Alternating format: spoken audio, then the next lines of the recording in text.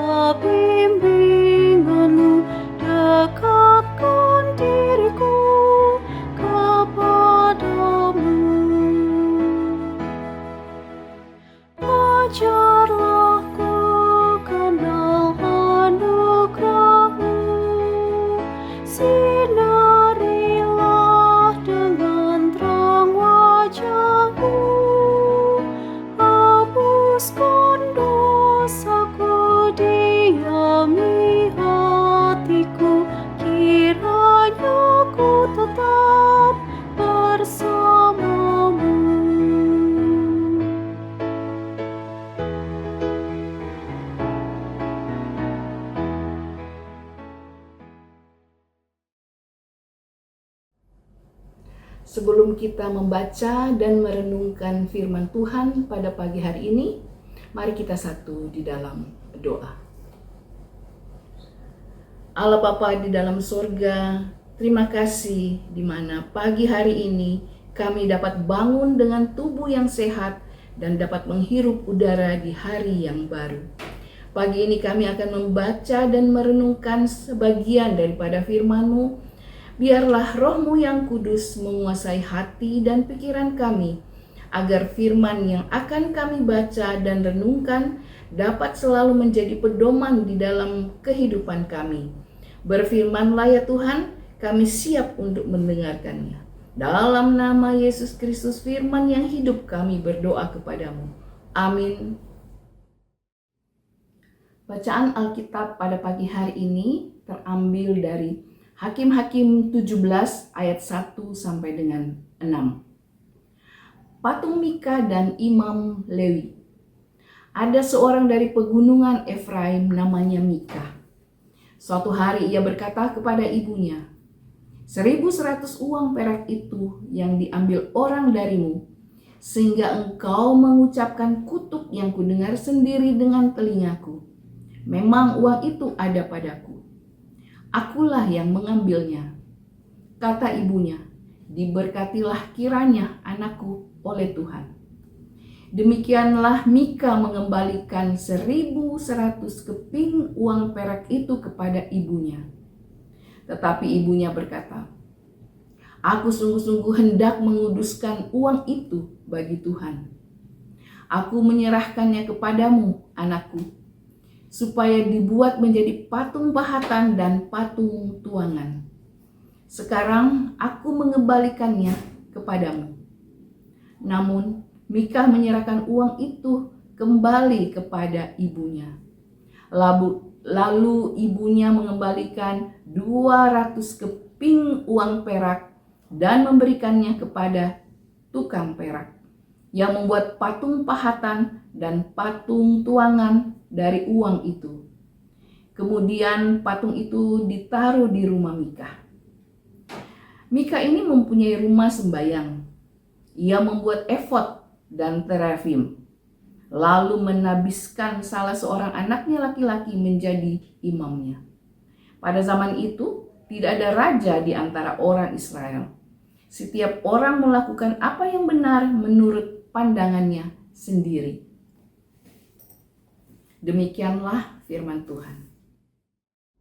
Renungan firman Tuhan pada pagi hari ini sesuai dengan bacaan Sabda Bina Umat hari ini Selasa 18 Februari 2025. Judulnya adalah Pengaruh Seorang Ibu melakukan atau melanggar perintah Tuhan. Perintah Tuhan kepada umatnya melalui Dasatita. Jangan membuat bagimu patung. Perintah ini mengikat semua umat Tuhan tanpa terkecuali. Sebab membuat patung merupakan kekejian di mata Tuhan. Sabda ini dengan tegas mengingatkan bahwa umatnya hanya boleh beribadah dan menyembah Tuhan yang hidup. Bahwa Tuhanlah sumber pembebasan dan kehidupan umat, bukan ilah-ilah yang lain. Bacaan Alkitab kita saat ini menunjukkan kesalahan yang dilakukan baik oleh Mika maupun sang ibu.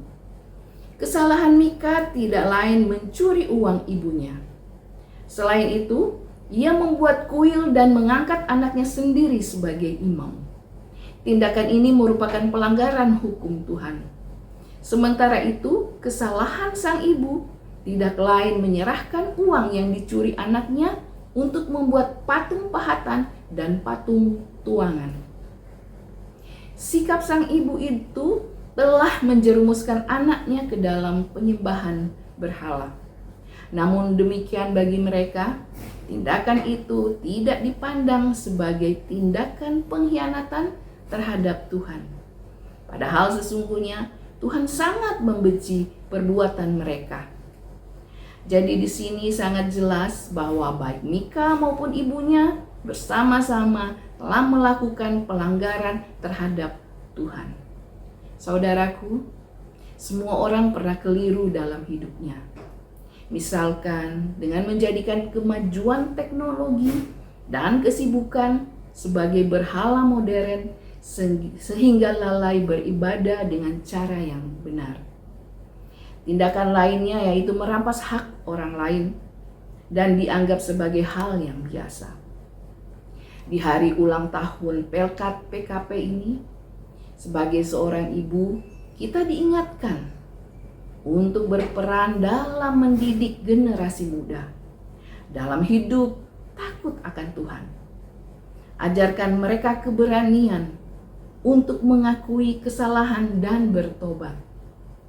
Ajarkanlah mereka untuk lebih mencintai ketetapan Tuhan dan setia menyembahnya dalam hidup ini.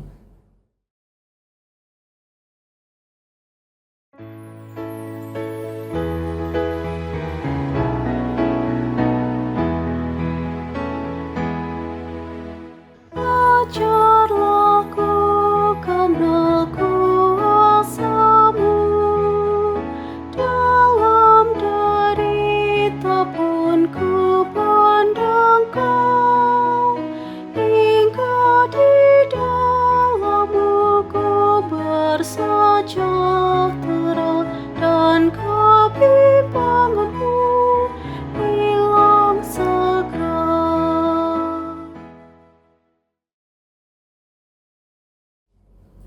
Mengakhiri renungan kita, mari kita satu di dalam doa.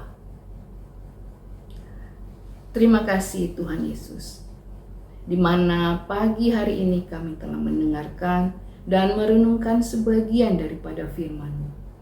Biarlah firman yang telah kami baca dapat menjadi petunjuk serta pertolongan bagi kami dalam menjalani kehidupan ke depan.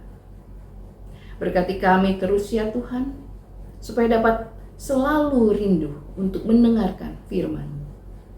Kami juga berdoa untuk Opa, Oma PKLU GPIB, pengurus Pelkat PKLU, baik di tingkat sinodal, di tingkat mupel, dan juga di tingkat jemaat.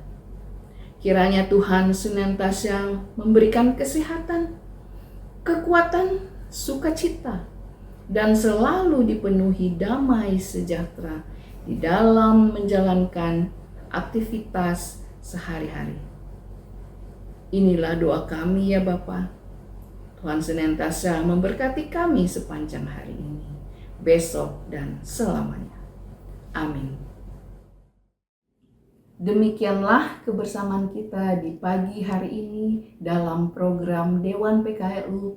Saya dan PKLU membaca Alkitab bersama. Dalam edisi spesial hari ulang tahun Pelkat PKP GPIB ke-60 tahun tanggal 18 Februari 2025 hari ini, mewakili Pelkat PKP GPIB, kami mengucapkan terima kasih untuk sinergi intergenerasional yang sudah terjalin. Selamat menjalankan aktivitas, tetap semangat, dan selalu bersuka cita. Tuhan Yesus memberkati pelayanan kita bersama. Salam PKP GPIB, anggun, bersahaja, pembawa damai.